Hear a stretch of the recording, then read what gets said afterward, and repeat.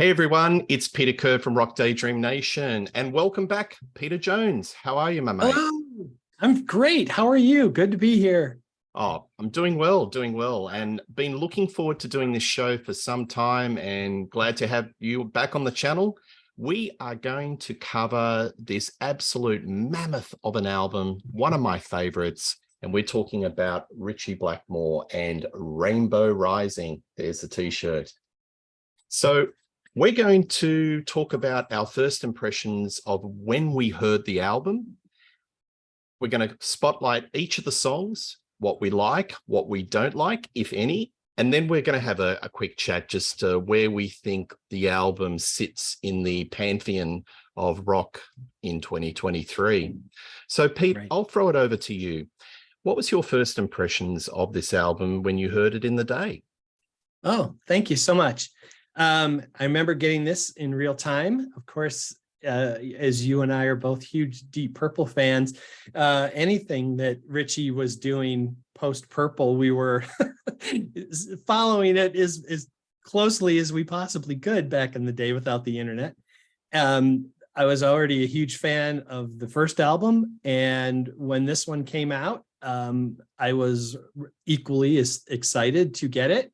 I mean, the first thing that we know about this is that a lot has changed since the first record. Basically, the only two people who are left are Ritchie and Ronnie, and it's got now a band of some heavy hitters. Of course, Mr. Powell is with us, and two gentlemen that we weren't familiar with, at least I wasn't, Jimmy Bain and keyboardist Tony Carey. It didn't take long, just the first track to realize that this was much more complex than kind of the stripped down first album. Everything was heavier, bigger, more dramatic, more epic. And that's reflected in the music, the lyrics, the sonics, the album cover. Everything about this was just bigger and had a much more impact, from the first record. So, I mean, I was on board from the opening, and this one has maintained its rightful influences and joy in my listening, and both as a drummer too, as a musician. Good Lord, I've played to this album more times than I could ever count. Absolutely. It just was amazing. Can I ask you a quick question? Were any of your friends into this album as well? And did this get any airplay on rock radio, for example, in US at the time of when it got released? Zero radio play. Wow. Okay. Absolutely zero. Yep. It wasn't until years later that Man on the Silver Mountain, the studio version, would maybe be played every once in a while. Yeah. And that was more or less after like Since You've Been Gone and All Night Long were played from Down to Earth. Right. They weren't played in real time. So no. But my close friends were. Yes. Our little group, but most outside of that little group didn't have any idea who the hell we were listening to. Yeah. So would you say that the casual Deep Purple fan that bought Machine Head and Made in Japan in the US, because they did wildly successful in the US, may not have been aware of Ritchie Blackmore Rainbow or Rainbow Rising? Would that be fair to say? It's hard to judge the larger context, Peter. But I know from the musician friends that I hung with, different than maybe my listening group proper, they were definitely following from a musical standpoint. They were, like myself, big fans of Purple, and just big fans of Ritchie. And, those who had heard Jeff Beck and, the earlier stuff that Cozy had done were certainly aware of who he was. And so it was definitely something from the musicians that I hung with. We were listening to this, but I think outside of that, it was probably hit or miss as to whether they were really into Rainbow or not. Yeah, interesting. Well, just a couple of stats before I tell you my first impressions. In Australia, it hit number 33, and Australia's always been a very strong territory for Deep Purple, because Rainbow did do their world tour of 1976, and it was very successful. UK, it hit number 11, which is surprising, and US, it hit number 48. Now, in the UK, it has apparently attained gold status, but in the US, it hasn't. But I suspect that this album in the US, word of mouth, and we'll talk about this a bit more about the influence, has at least hit gold status. Yeah, I think that's a very old certification. Absolutely. And I think if they revisited that, I'm sure gold would be the minimum standard that I think it would. Without a doubt, without a doubt. My first recollection of this album was I bought it as a 2-for-1. Remember when you used to have these vinyl album packages on the Polygram label, 2-for-1, and it was a rainbow. So on one hand, you got Rainbow Rising, and on the other hand, you had Straight Between the Eyes. So that was a nice little yin and yang contrast between two lineups. But my first hearing of Rainbow was on a compilation album called The Very Best of Rainbow. Fantastic compilation, but it's a little bit schizophrenic because you go over 3 different lineups. You got the Bonnet, era. You've got the Jolene Turner, and then you've got the wonderful Ronnie James Dio. And my favorite songs on the album were the Dio songs. I gravitated to that and bought the album, and the rest, as they say, is history. It's, you know, I was just completely captivated by the majesty of this particular slab of vinyl. So sure, absolutely. All right, Pete. Well, I think without further ado, let's do a spotlight on the songs. So starting off with side 1, it's a very there's no fat on this album. No, there is only 6 songs. Right. Absolutely economical and direct. So side 1, Tarot Woman. What are your thoughts? If I may sidetrack for a moment, can we talk about the album cover for a minute? Oh, yes. Ken Kelly, Kiss fans, you know him well, even if you don't know him by name. Obviously, Destroyer, Love Gun, and 6 different Man of War covers were done by Ken. And Pete knows the story, but I'm getting my opportunity, and I'll give you the very condensed version of this. My freshman year in college, 1981, we were overbooked, so I was in temporary housing downstairs of our residence hall. Second semester comes in, the inevitable, some people drop out, rooms become available upstairs. I go up to see my room for the first time. In years past, students had been allowed to decorate the wall between each subsequent door to each dorm. I walk around the corner, and sure as we are talking right now, the entire hand-painted, perfect replica of Rainbow Rising was right outside my door. I knew I was home. I knew I was home. I had the right place, and every time I'd walk in, I'd tap the wall and like, hello, Ronnie. And we used to have Ronnie hour at lunch, my roommate and I. We'd come back from lunch and we'd play something from Ronnie. But having that cover sitting outside of my dorm every day was really freaking cool. That's a great story. I know you have told me that story, and just the coincidence is just, I think it was definitely a sign for you, Pete. But yes, it's one of the greatest album covers in rock history. It's iconic, and I can tell you, it's cross-generational. I see kids 18, 15 years old. To be quite frank, I see more kids wearing that T-shirt than Deep Purple T-shirts. Yeah. So there you go. Well, and as a backdrop live, the photos of that stage with that big rainbow and the fist draped behind them is about as good as it gets visually. And that was just stunning. Yes. It certainly makes a statement. So yeah, there you go. All right. Sorry to sidetrack. No. Right. Okay. So tell us about Tarot Woman. Tarot Woman, right off the bat, we open with a long, and it is kind of rather long, especially for an opening track, a keyboard intro. There weren't even Deep Purple songs that really, other than maybe a Lazy done live or something, that would have a long intro like that.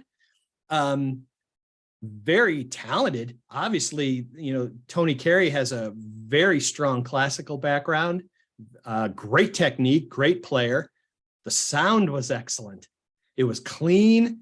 It had energy, and it just built beautifully into this little crescendo. And then here comes Ritchie with this rapid fire, riff. And it just kept building and building, and in comes Cozy with one of his trademark massive drum fills, and off they go. It's very driving, a quarter note, heavy pulse 4 on the floor with his kick drum and syncopation, and in comes this voice. This is a different Ronnie than the first record. He's bigger. He's more aggressive. It's hard to say he's stronger because he was really great on the other ones, and he's great at Elf. But there is just something different here that is it just makes your chest puff up, and you went, oh, okay, this is really cool. And his lyrics and his diction and the way he inflects on words and bites lyrics off. I don't want to go. Something, no, crash, no. It's had so much energy. I love the chorus. I love the harmonies with Ronnie. Ronnie brings in these great harmonies. Blackmore's underneath supporting riff is amazing. Cozy's just thundering away on this thing. He's just bam, bam, bam, bam. And more great syncopation on the bright, shining face. He's just accenting right along. It's a tremendous song. And when we get to the second verse, we get these my's and cast a magic spell. You can fly, and Ronnie's just soaring. It's so big, but it's still so melodic. And the chorus again is great. We get to Ritchie's solo. It's again another super melodic solo, and we talked about this when we did Burn, and that was kind of the genesis of these kinds of solos for Ritchie. And this is just a flourish of maturity and maturation. That's redundant, but from what he was doing with Burn. You can sing his solos. You can hum them. They're accessible. It's no lack of technique. Ronnie is great. They modulate, go heavy, and then from the end, it's just strong all the way out. Great, great, great track. Sadly, this was, to my understanding and research, was never played live by Rainbow, and was only played live a handful of times as Dio. Yes. Ronnie pulled it out with Doug Aldridge. Doug Aldridge lineup. But what a great opening track. All the musicians are shining. Even Jimmy's bass line is great. His bass playing's great. And it's like I said, a stronger production. I think it's one of Martin Birch's standout recordings. And it's a really inspiring and enjoyable opening track to an album. Yeah.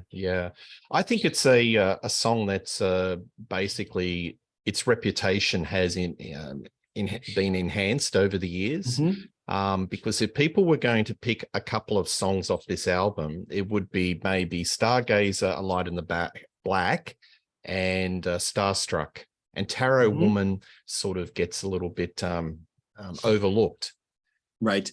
I think if you were going to do a Rainbow compilation, you need to include this. I've got an interesting theory about this album. I think it's like a symphony of 3 movements. I think side 1 is the first movement, and I think side 2 is 2 movements, Stargazer and A Light in the Black. And this is like the introduction, the first part of the movement. Right. So yeah, I think it's because Blackmore is very much into neoclassical. He's influenced by Beethoven and Mozart, and I think he's constructed this album like a symphony. And this is the first part of the symphony. It's got the weight of it. Yep. It at times it can be very, and we'd used the word before, we've used opera. That it's very Wagnerian. Yep. It's just big. Absolutely. Yeah. What I like about Tarot Woman is the guitar. There's 3 layers. I was listening it into the car, and I tell you what, it's a headbanger. It's a banger of an album. You just can't help tap your toes, and right. Unbelievable. But Tarot Woman, you've got the rhythm section, and then there's a nice little slide section. And I wasn't quite sure whether it was Tony Carey doing the little slides on the Moog keyboard, or it was Blackmore. So you've got, what I was hearing was that you had Blackmore doing the lead, and then you had this rhythm section, dun, dun, dun, dun, dun, and then you had like all these little bits where he's using the slide guitar. Tony Carey, wonderful introduction, and then he does the outro, so he bookends it. And then in between, you've got, Cozy Powell with his wonderful drum lines. Blackmore has been actually on record that the only thing he regrets on this album is the production. He wishes that the bass was a bit more up front. When I was kind of hit or miss from one track to the next. Yeah. Well, on this CD, which was the anniversary reissue, they've got the Los Angeles mix and the New York mix. And the New York mixes, right. And one of them, you can, Bain's bass is a little bit more up front and center. Right. So when I was playing it in the car, I just changed the equalizer, put the bass up, and it sounded fine. Right. But that's one of Blackmore's regrets. To me, I think this is a warm analog album. This is not an album that you could do in the digital age. This is not an album that would sound as good if you did on Pro Tools and had that compressed sound. No, too clean would kind of ruin it. Yes. And not only all the great double tracking, incredible use of distribution, panning, especially in Ritchie's solo. Whack 'em, whack 'em, whack 'em, whack 'em. It's going back and forth, and they're moving it around, and it's just very interesting. And it's not just, here's the song, just play it straight through. It's got depth. It's got a lot of creativity, both from a performance and from a production standpoint, which all helps bring it, up into a different level that honestly, I can't think of any records that I had heard prior to this that sounded anything like this. No, nothing. Yep. It's got a nice warm analog sound, and it could only be done in 1976, but it doesn't sound dated. It sounds fresh in 2023. Right. So, all right, Pete. So then we go to Run with the Wolf. What do you think of this track? The first thing I noticed, and I say this, is this was never played live by anybody. And I'm just like, that's a shame. That's just a shame. Super strong introduction, unison. Then this is just what we were just talking about, Peter. There's more bass in this. You can hear Jimmy. You can hear him underneath, with Cozy's drums. It's a heavy, slower groove, and it has a little bit of organ underneath. And this is the difference between, I think, Rainbow and Purple. Obviously with Purple, John, for the most part, later, a little more, was organ-based. John was an organist, and there would be piano on some solo tracks and things, but live, he's at the B3. That's what he's doing. That's what he plays most of. Most of the Rainbow material is synth-based. There isn't very much pure, straight organ. And there's a huge distinction there, and that's what differentiated the sounds of those two bands. And there's a little bit of organ in here, but there's some really nice comping and underneath playing by Tony Carey on this, which is really great. really strong vocals. We've talked before about how great Ronnie is with the slower songs because he's got so much breath support and so much strength, you know, great vocals. By the end of The Rain, the feelings passed again from the things that snap and bite. I mean, not just figuratively, but literally, you know, bite. You know, you almost feel the spit when you're listening to it, which is so cool. An unholy light into a really strong chorus that each time gets a little bit bigger, like the swirling waters when Cozy brings in the double bass and thunders over the top of it. The solo section is a little more subdued. And I love it because it's a nice contrast. More big playing from Cozy at the end, like a beast in the field. You know his fate is sealed. And when they start getting into the end, and the outros to these Rainbow songs are pretty freaking good. They'd be like compositions to other bands where they're kind of seemingly winding down. You better keep that volume up because they are really doing some killer stuff. Yes. When he gets to the run, and Cozy's syncopating all through it. You know, it just run. Ritchie brings that great riff and it fades out. You just want that to go forever. Yes. You just like keep turning it up until there's literally nothing else there. Yeah. I think it's an overlooked track as well. Yes. I love the slower energy and the heaviness of it. And it's again so melodic. Yeah. Ronnie's delivery of the vocal and the chorus is really strong. And it's another really great favorite track of mine from this. Yeah, absolutely. I find the production on this song very dry. It's very crisp, very direct and dry. Ronnie's vocals are just outerworldly. In my opinion, I think it's Ronnie's greatest vocal performance on this album.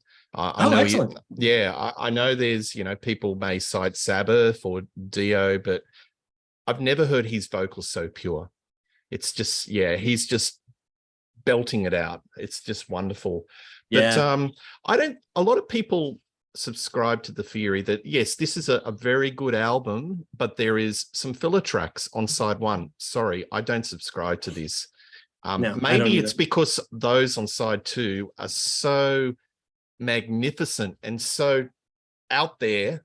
Right. It towers over some of these tracks, but I think as a composition, and I've given you my theory of three movements, I think they all work perfectly in synergy, and I wouldn't change the track listing for anything.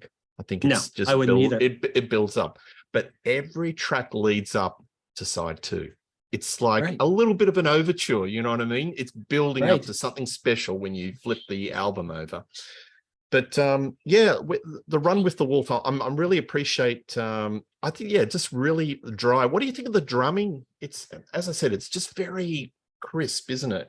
It is, you know, and I've used this term before, and I call it a max mix. And what I mean by that is every record has a kind of spot or sweet spot if you give it a lot of volume. Some get harsh, some kind of fall off, and some rare ones I call max mixes, meaning it's limited only by how good or how bad your system is. If you've got a lot of capability, you can go ahead and pump it into this thing and it just opens up. Yeah. It's just got so much breath. It's like adding an extra sail to a sailboat and you're like, okay, here's more air. I can just keep going. It never distorts. It doesn't become flat. Maybe at a lower general listening volume, it might lack a little depth and a little punch to it. But if you cross that threshold, this thing explodes. And it just really opens up. And to me, that is the sign of a really, really perfect mix. Yeah. Because the guy who likes it earth-shattering and wants to shake his dorm room, hello, that would be me. And, you know, the person who wants to listen to it at a more casual level, you're all going to be happy, because we all know all records don't sound good at all volume levels all the time. So Yeah. I think it is a little dry, but if you added all that extra stuff when you add the volume, that's when it starts getting weird. Yeah, I totally get that. Totally understand that. Another interesting bit of trivia is that the number of takes apparently they did for each of these songs was only about 2 or 3. There wasn't a lot of multiple takes on this album. It was sort of in and out. Very economical. You know, there's so many stories from just Ritchie himself and Lord as well. You know, they talk about it in The Making of Machine Head. Roger talks about when Lord does his solos, he says he's a Zen archer. 1 or 2 takes, he's got it. Yeah. And he said, you do more than that, you start to copy yourself. Now we're not improvising anymore. And he said, I leave and then I come back. Yeah. And great musicians can do that. Could you imagine Ritchie trying to work with a producer like Mutt Lange? I don't think he'd have the patience. Oh, let's try that one again. He's like, oh, fuck you. No, sorry, I'm out of here. And the door closes and trail of dust. I got a football game to go to. Yeah, absolutely. Starstruck. I know you love this one. We've talked about this one. This is a great track. Now, some people could say from a listing standpoint that maybe you open an album with something like this, nice and punchy, nice and unison, a little more up tempo, but I think it's perfect right here. And it's so perfect. And maybe it's just a representation of decades and decades and decades of playing the thing straight through and not skipping tracks. But hearing how Run with the Wolf fades out and then right into this unison punch of Starstruck really just sounds perfect and very strong and tight, and goes into a great heavy shuffle. One of their most melodic of all of their verses, you know, and I mean, it's just perfect. It is so great. Ronnie pulls back the edge just a little bit. He's not as aggressive, more pure singing on this, and it works great. It's got a little less heaviness and weight to it, although it propels and it's got energy. You know, and looking down at me, I love all that. And he's hooked. One look, and then in the next verse it switches and echoes on the second one. It's, you know, the chorus is perfect. It's perfect. It's just simple and so, I don't overstate it. It's just so simply melodic. I don't know what other words to use. Yeah. He's got a great solo on here, a great slide solo. Again, the Burn influence, because that's when the slide started to come out, was on Burn. I love the line, it used to be a game, now I can't repeat my name at all. Seem to believe, you know, I never can. It wasn't played in 76, which is so strange. It was played 14 times kind of on and off in 77 and 7 times in 78. We'll talk about that in a recap. But it's an interesting thing with this album as to how many of these tracks were represented live, when they brought them out, when they didn't, how they ignored them, and how they, it's very, we could do a whole show just on that, but absolutely. It's a great track. It's that, like you said, it's like, if we're looking at a symphony, it's that part in the middle that's the more upbeat, uplifting, maybe the, you know, if you're listening to Carmen or, you know, something, here's the I have to be or not to be in this, you know, it's like the happy song and then it's going to go into something bigger afterwards. But great track, awesome playing, and it fits perfectly with the previous two and keeps things moving nicely. Yeah. I always think this is in the same ballpark as Strange Kind of Woman. I get that sort of same similar groove, similar vibe to it. Yep. I think it's a wonderful Ronnie lyric. I mean, it's very rhymey, if I can say. There's no such a word, I don't think, but I've just made that up. But it fits in perfectly, the wording. I think it's one of Ronnie's better lyrics, and it goes to show that take him away from the Lord of the Rings sort of wheelhouse, he's quite capable of doing a really smart, funny, wry, observational lyric. Now, I picked this up from England, and this was a special radio interview of Ritchie Blackmore and Ronnie James Dio in support of On Stage. And I think it was a radio station in Melbourne called 3XY. I don't know, maybe very cool. Wrong. And they were actually talking about the background of what Starstruck was all about. And apparently there was a female fan that was stalking Ritchie. And everywhere he went, on tour, there she was. And this basically inspired Ronnie to write this lyric about Starstruck. So yeah, that's the background to that song. But I like it. I think it's got a groove to it. It rollicks along. And yeah, it's a bit of a head scratch why they never included that in the live show to the level that they should have, but maybe it just didn't fit in with the flow. But I think when we talk about it maybe later in the live show, there's a lot of songs that should have been played in the live setting. Maybe it was hard to replicate because the studio sound into the live setting. So anyway, all right. So the next song, finishing off side 2, is Do You Close Your Eyes? What do you think of this one? I think this one probably more than any of them, when I hear individuals review this record, this is the one that they seem to gravitate to the most as their least favorite. Again, I don't subscribe to that notion. Excuse me. It's different than the other 3. This is a little more straightforward rock and roll. And it was the second most played track on the Rising tour.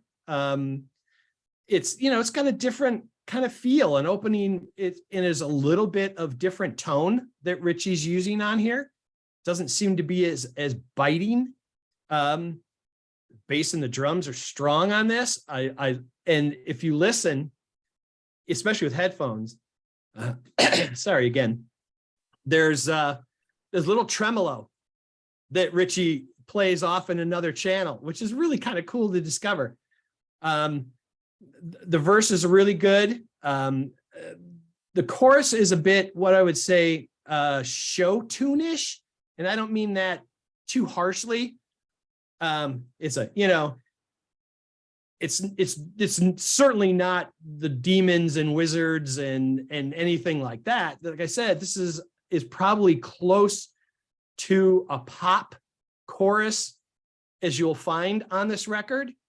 And what's interesting in kind of some pop world structures, there's no solos. So, and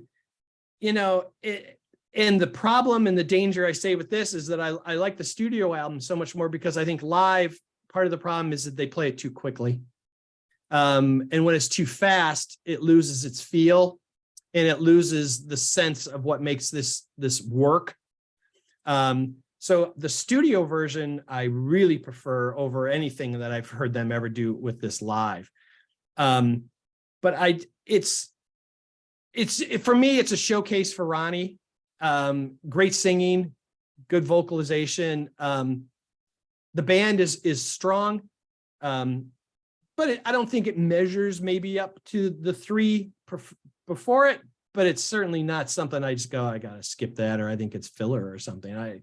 It's the Outlander. It's a different compositional style than the other 3 tracks, I think. Yeah. Look, I agree with you, and I think a lot of people sort of rag on it because they're getting super excited for the song that comes after it.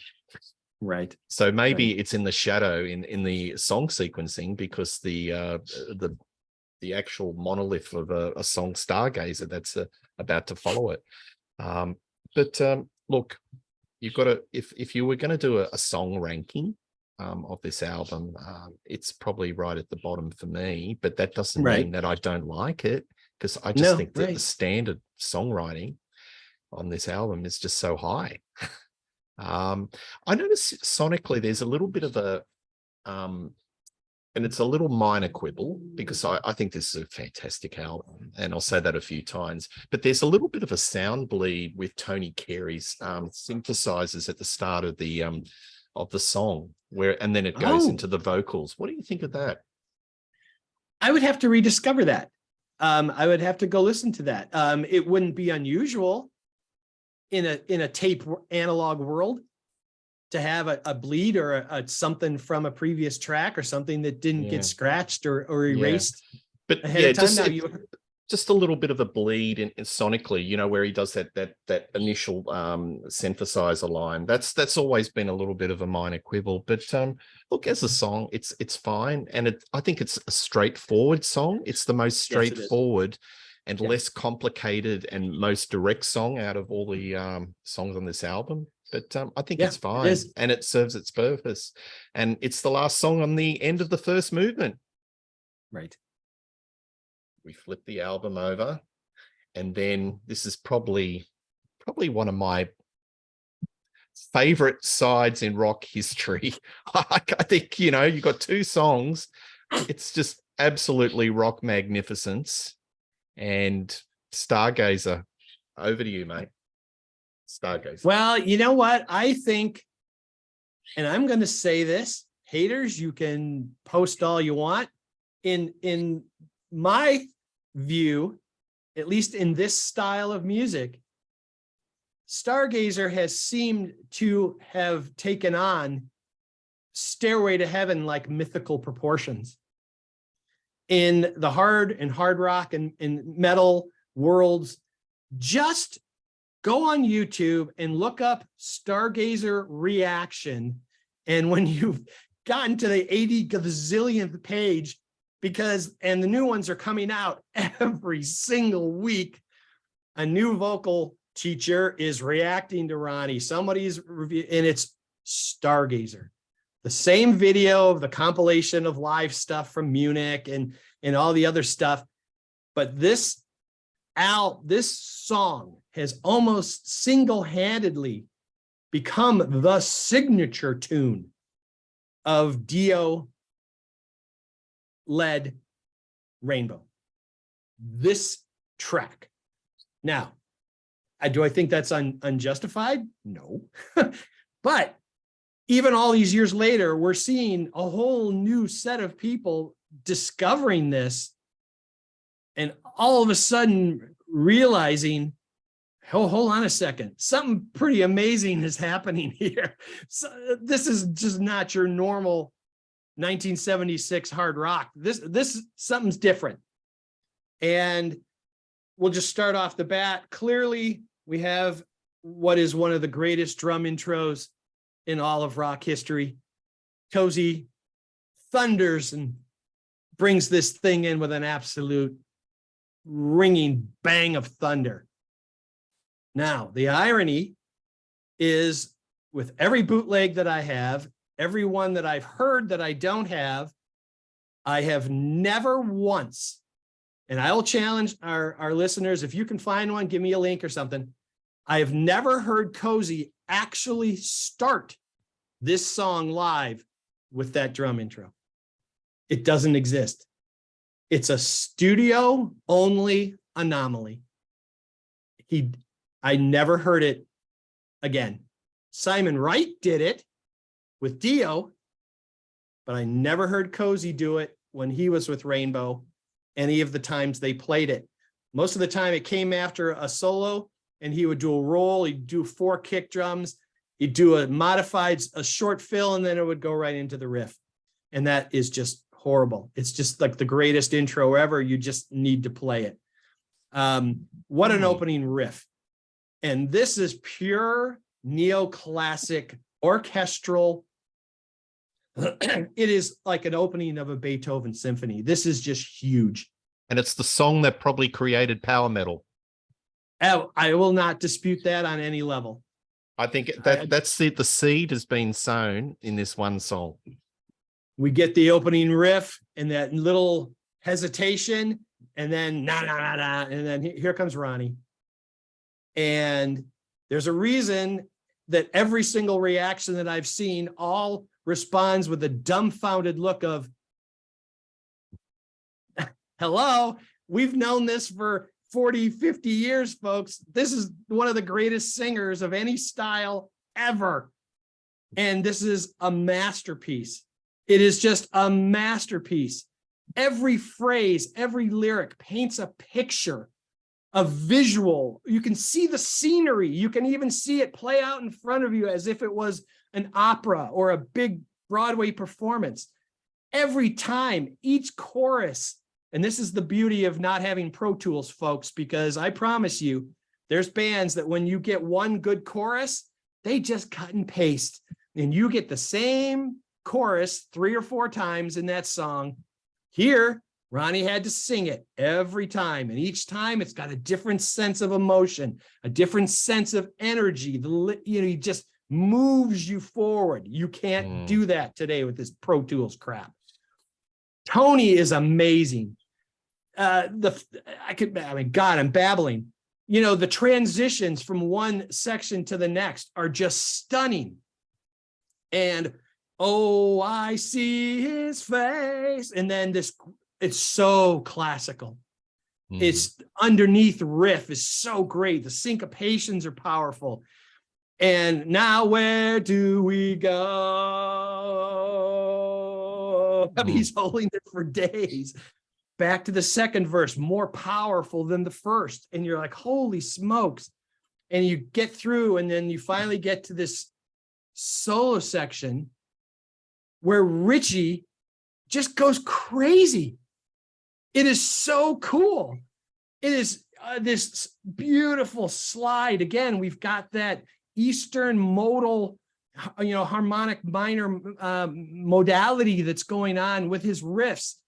It's that, that is also a sign of the power metal / neoclassical. And it just builds, and then there's underneath these great syncopations between Cozy with Jimmy and the keyboards, and they alternate. One is da da da da da da da da da, and they go back and forth, and then they finally hit a break, and then they just build na na na na na. It just and Cozy builds up. Oh, it just builds, and then it goes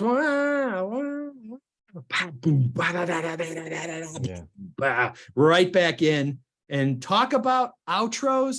Are you kidding? The outros of this could just be the song itself. Ronnie never, ever lets up. It's just, here in the sky, I say the rainbow rising over there on the horizon. Yeah. I used to turn the volume up on the outro just to see if I could hear something, Here come the strings, and you can it just overwhelms you. It is just epic and so huge, and it's worth and deserves all of the adulation that it gets. It's just a one of a kind masterpiece. I'll let you take it because I yeah. Do you want to have a coffee after that, mate? Maybe. I don't even drink coffee, but mate, I don't know how to follow that up, mate. I mean, how off?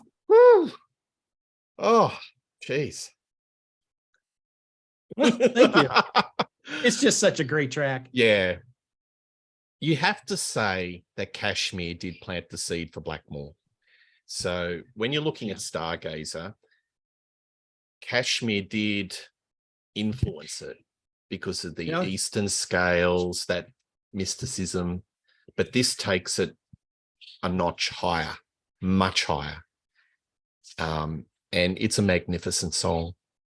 And I just think if this was a movie, it'd be like a David Lean movie. It'd be in 70mm widescreen. Ronnie sings for his life. You believe his lyrics, about these slave people building something for a god or whatever, and they're Right. toiling, and you believe it. It's so much conviction. The Right. greatest Ronnie vocal of all time, one of the greatest Ritchie Blackmore solos of all time. And well, and I'll put my drumming reputation on the line here, off the top of my head. If they're also pretty close, they're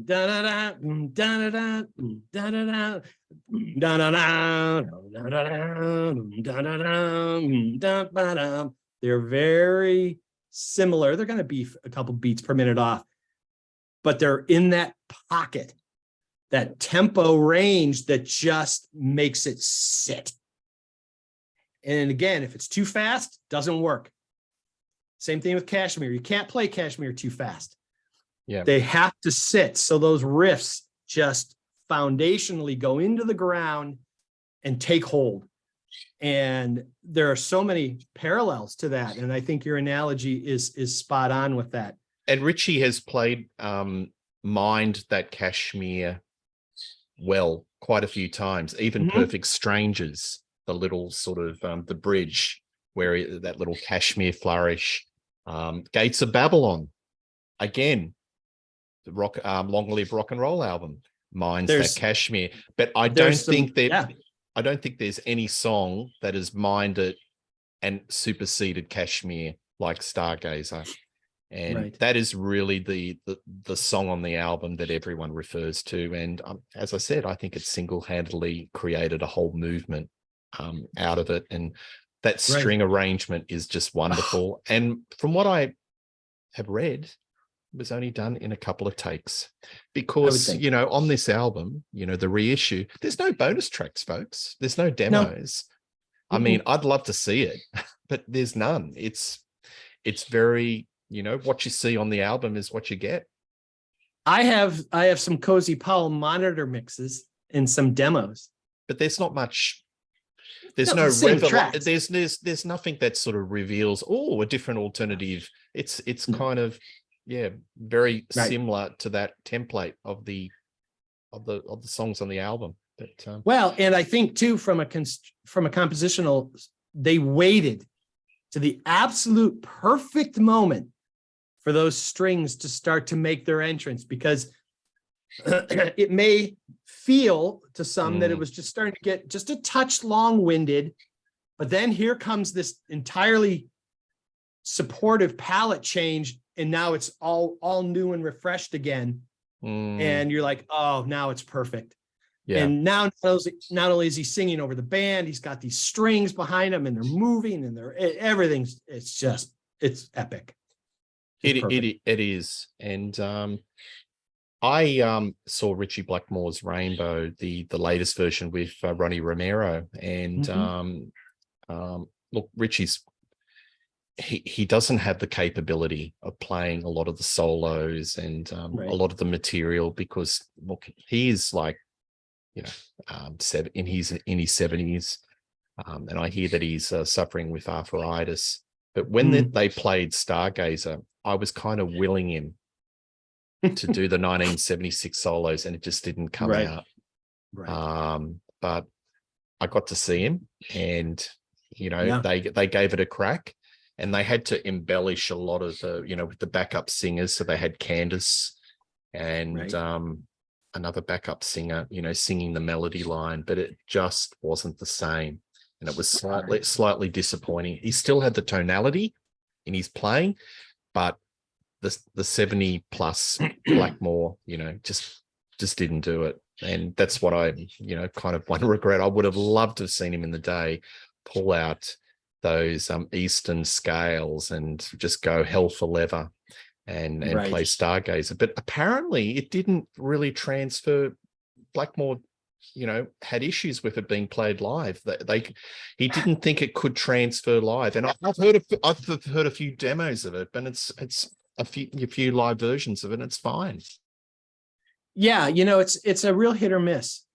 When you're with Purple, I think everything that they did had a live feel and a live sense to it that we're going to write it as if, we can play it live.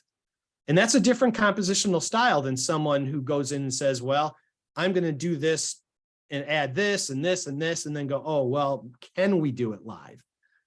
That's a different mindset. And I think the other thing too, is that we have, and when we talk about the next track and then the overview here, this really comes into play. We have to understand that Ronnie didn't just stand there and sing this whole thing straight through in one take. My God, it may be the greatest track ever if he did that. I'm sure he had to break up parts and do this, and then all of a sudden at the end has this thing that if he's now got to try and do live, every night or back-to-back nights or what they're doing, holy gosh, what a titanic task that is, to have to sing Stargazer every night without breaks. Absolutely. Look, I think without further ado, let's go to the next track. All righty. A Light in the Black. That's another magnificent track. Tell us what you think of this one. Well, as much as I waxed poetic a minute ago, I will just say this categorically, this is by far my favorite Rainbow song, period. Light in the Black to me is an epic. And if aliens abduct me and say I can go free if I play them one Rainbow track and they like it, it'll be this one. The contrasts between what happens with Stargazer and this one is so poignant. Heavy and powerful and deep. This is just speed and propulsion and energy and forward thrusting power. Right off the bat, I mean, just no apologies. Here we go, right into the riff. And from the very, very beginning, it's just unrelentless. It's just a freight train with its ass on fire. It's a wicked opening riff, killer syncopation from the band. They're tight as heck. And Ronnie comes in and just blows the roof off of it. And, and I love, this is one of the tracks where I really listen to what Jimmy's doing. Right at the ends of each verse, he does this great descending bass line. And it just really moves them nicely to each line of the verse. Choruses are huge. Every time they have a little break, Cozy's throwing a drum fill in, something's let me back like a line. And it's just everything, anywhere there's a space, someone's filling it up with something. And I love that. Lots of great double bass coming in and out. He uses it kind of sparse, but you can feel the extra energy he's got going on underneath. Another great verse, another great chorus. I'm going back to my home, and then dovetail, and we can call it recapitulation if we're looking at it from an operatic or compositional standpoint. Here comes Tony Carey in the same kind of synth sound he used to open Tarot Woman. Here he comes with his solo, his first real kind of standalone supported solo, and he's tearing it up, just killing it. And then underneath, and now Cozy's double bassing the whole time, syncopating with the band, and then they hit this break, and in classic Purple fashion, here comes this great Bach classical like unisyncs,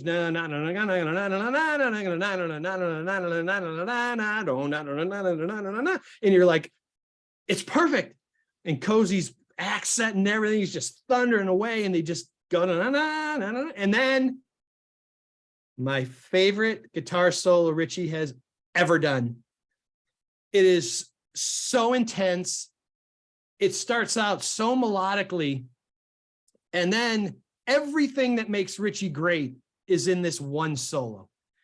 He does simple, and then it's pyrotechnics, and then it's flash, and then it's just these streams of consciousness where he just keeps going and keeps going. And then they do this beautiful thing. He hits this line, and then he harmonizes with it. I'm like, oh God, really? And then back to the classical section, back to Ronnie. and they just drive. And in this one, like unlike some of the ones that fade out, is just, I see a star, bam, and you're like, Absolutely. unbelievable. Absolutely. And viewers, this album doesn't clock in at a considerable length. It's only about 32, 35 minutes. Yeah. But wow, it's a roller coaster. And what a way to conclude the album. This is probably their most proggy sounding song, don't you think? It's a little bit, it's hard rock. There's metallic elements, but it also has a lot of prog. What do you think about that? It's got everything. Yeah. Like you said, it's got the straight melodic. It's got the fierce band syncopations. Yeah. It's got full on double bass. A lot of chunking. So I mean, pick your branch. Absolutely. If you're influenced, where do you want to go? You can take any of those elements. And Cozy used to say he used to get knackered playing it. Well, and yeah, and that's one of the things. Yeah, one of the things that they discovered early on is that doing Stargazer, Light in the Black, and his solos, because they were still doing his solo. Even we're only human, folks. Even Cozy was only human. It was too much, so they ended up dropping Light in the Black pretty quickly. I got a funny story for you. So when Ritchie Blackmore in the early 80s was sort of rehearsing and auditioning drummers, Ritchie loves playing soccer. So he'd get the potential drummer to play a game of soccer to see if they fit in socially. Right. And then take him in to the studio or the rehearsal studio and get him to play a Light in the Black. And that was his criteria. If he could get through that, then he'd get to the next round. Play 4.5 or 5 minutes of a fast double bass shuffle. After playing 60 minutes of a kick around of the ball. Right. And ironically, that was one of Bobby Rondinelli's strong suits, which is why he got the gig after Cozy left. Yeah. And so, I mean, that was a flavor. I mean, what was the first track he opens up? Spotlight Kid. Yeah. What's that? Another super fast double bass track. Yeah. So. But now Cozy could keep up. And I think this is just a masterclass in Cozy Powell's drumming.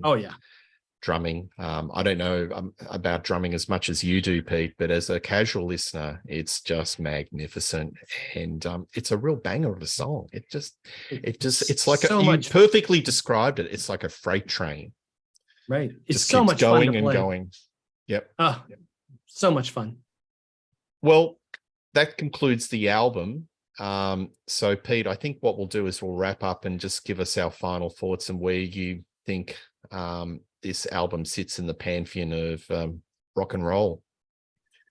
It's interesting because when you listen to the artists who created it, and you had mentioned already Ritchie's comments about production, Ronnie wasn't shy about kind of glossing over Rising. He would say, well, the first album was more fun because it was new and he was there with his friends. He was with his buddies from Elf. He'd look at Rising. He's like, well, this one, was had a little heavier. And I mean, heavy by an overall mood of the members. And that Long Live Rock and Roll was kind of tumultuous and they were already starting to be on their outs, so he kind of hops, and jumps from the debut over all the way up to Heaven and Hell. And he kind of just misses those. And I think, it's an album that once you've discovered it and once you enjoy it, it never leaves you. There's always something in here that's appealing to me. It doesn't matter how recent or how long it's been since I've listened to it.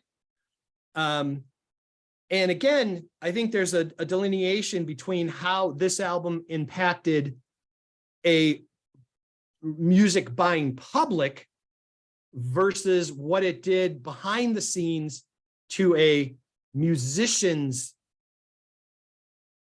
group and influence.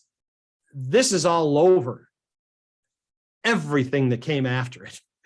You know, musicians over and over, like, oh, I heard Rising, I heard Rising, or Ritchie, oh, I heard Rising, Yeah, you know, yep. I heard Cozy, I heard Ronnie, and it's just, so it's interesting how, in one aspect, from the general public, it's kind of unknown. It's not a mainstream album by any stretch of the imagination.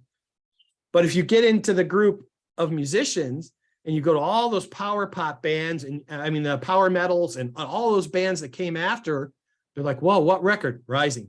Or record? Oh, I heard Rising. And it changed everything. And you're like, wow. Yeah. So that is really kind of cool. You know? Absolutely. Like in 1981, it was the Kerrang did a poll of the 100 greatest metal albums of all time, and that was number one. Classic Rock Magazine, I think in the last 10 years ago, they did another poll of the greatest 100 hard rock heavy metal albums of all time. That was still very high up at number 18. So it's still got a high reputation. Right. Mate, out of 10, what would you give it? 10. Yep. Every day, any day, all day. Absolutely. Well, it's a perfect record. Folks, this is probably one of my top 10 albums of all time. I'm talking any album, whether it's pop, rock, or rock genres. This is in my top 10. And I'll be contrarian. I prefer this over a Deep Purple album. This is my go-to album. I never get tired of it. I always find something new and inventive. And I think this is Ritchie Blackmore's high watermark. And I don't think he ever reached the status of this album from a guitar playing, songwriting. Look, maybe that's contrarian, but I think this was the high watermark. And for all the musicians, Dio, Tony Carey, and Cozy Powell, I think it's just a magnificent album. And as I said earlier, I've been to a lot of concerts in all different genres, and I don't know if the kids are being ironic or not, but I see a lot of Rainbow Rising t-shirts of kids in their, 15, 14 years old. Even when I went to Ritchie Blackmore's Rainbow at the O2 with Ronnie Romero, there were a few young folk in the audience and wearing Rainbow Rising, and I don't see that at a Deep Purple concert. Right. So there is a little bit of a cross-generational. Well, and like I mentioned it earlier about the YouTube reactions, if people who make a living doing YouTube posts aren't going to put a track that doesn't get attention, obviously they're all copycatting each other because they're seeing somebody else see it and watching their views go through the roof. Yep. And everybody in the comments, we've known this for decades. Welcome to finding out about Ronnie. I mean, where are all these people hiding? Yep. Because they're there. And like I said, if they could recertify this, I think we'd feel better, because obviously I think it's sold more than it really comes across as. But its reputation is untouchable. And maybe that's more important than a certification, because that influence is going to sustain for generations. Yep. Look, it must have hit platinum in the UK and the US. It must have attained gold status. I do not subscribe that it never read. I mean, as of 2023. Anyway, Peter, as normal, as Rob Halford says, you deliver the goods. This has been one of the most fun episodes, and it's one I've been looking forward to for a considerable period of time, because it's an album that I've got an emotional connection to, and I love it to pieces. As I said, it's one of my top 10 albums, and it's just been a real gas having you on the show. And, pleasure's mine. And for you to sort of bring your passion to this album. Kind of hard to hide that one. I think the audience will see that in spades. Please like and subscribe to Rock Daydream Nation. Tell us your opinion of this album, what you like, what you don't like. And one thing's for sure, Peter Jones and I will be doing another show very soon. Cheers.